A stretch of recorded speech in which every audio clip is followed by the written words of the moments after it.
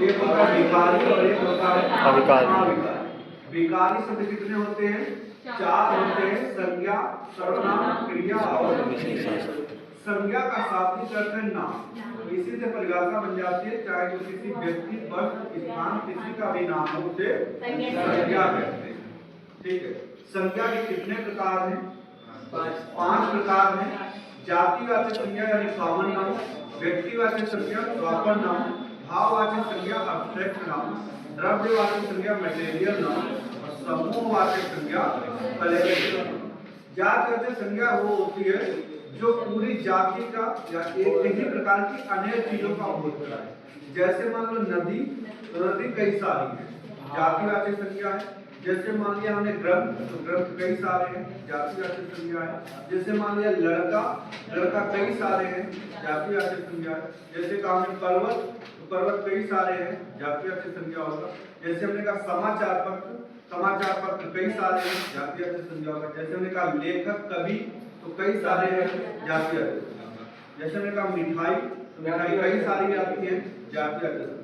कहने का मतलब जो कई सारी चीजें हो एक ही तरह की उन्हें जातिवाचक संज्ञा कहते हैं। जैसे लड़का, जैसे लड़की, तो लड़का कई सारे हैं, लड़की कई सारी है, तो क्या होगा? जातिवाचक संज्ञा होगा। व्यक्तिवाचक क्या संज्ञा होती है? जो किसी एक ही चीज का प्रॉपर होता है। जैसे हमने मान लो लड़का से कह दिया सुमित, तो सुमित क्या हो जाएगा? व्यक्तिवाचक। जैसे नदी से हमने किसी एक प्रॉपर नदी का नाम ले लिया, गंगा, यमुना, ये क्या हो जाएगा? व्यक्तिवाचक। जैसे हमने मान लो शहर, शहर जातिवाचक है, शहर से किसी शहर का नाम ले लिया, लखनऊ, बनारस, सूरत, तो ये व्यक्तिवाचक। जैसे लेखक या कवि कहे, जातिवाचक है, इसमें किसी एक विशेष लेखक कवि का नाम लेंगे, जैसे कबीरदास, तुलसीदास, रहीमदास, तो व्यक्तिवाचक। समाचार पत्र जातिवाचक है, इसे व्यक्तिवाचक है, तो भाववाचक संज्ञा क्या होती है? जो भाव का बोध कराती है, जिसको हम लोग महसूस कर सकते हैं, छू या पकड़ नहीं सकते। जैसे मित्रता, जैसे बचपना, जैसे मातृत्व, जैसे ममता, जैसे भोलापन। भाववाचक संज्ञाओं का निर्माण कितने प्रकार से होता है? 5 प्रकार से होता है, ध्यान रखना। जातिवाचक संज्ञा से, सर्वनाम से, क्रिया से, विशेषण से और अव्यय से। जैसे जातिवाचक संज्ञा से लड़का से लड़कपन बन जाएगा, पुरुष से पुरुषत्व बन जाएगा। जैसे सर्वनाम से मम से ममत्व बन जाएगा, अहम से अहंकार बन जाएगा।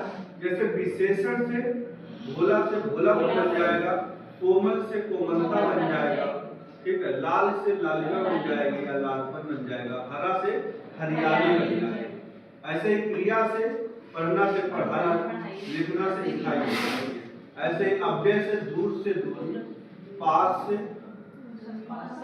समीपता हो जाएगा, समीप से समीपता हो जाएगा, निकट से निकटता हो जाएगा।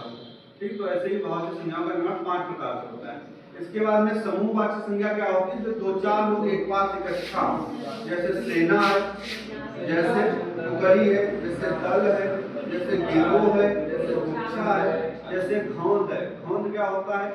केले का समूह होता है। जैसे कुंज, कुंज क्या होता है? लताओं का। जैसे पुंज, प्रकाश का। तो ऐसे ये शब्द है 2-4 जिनको आपको पढ़ना पड़ेगा, अगर पढ़ा नहीं होगा तो वहां पे समझ नहीं पाओगे ये किसका शब्द है। इसके बाद द्रव्यवाचक संज्ञा क्या होती है?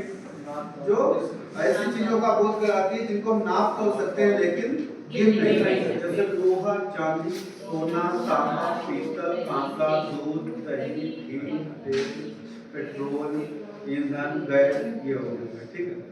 इसके बाद में सर्वनाम संज्ञा हो गया, भैया बंद कर दो। सर्वनाम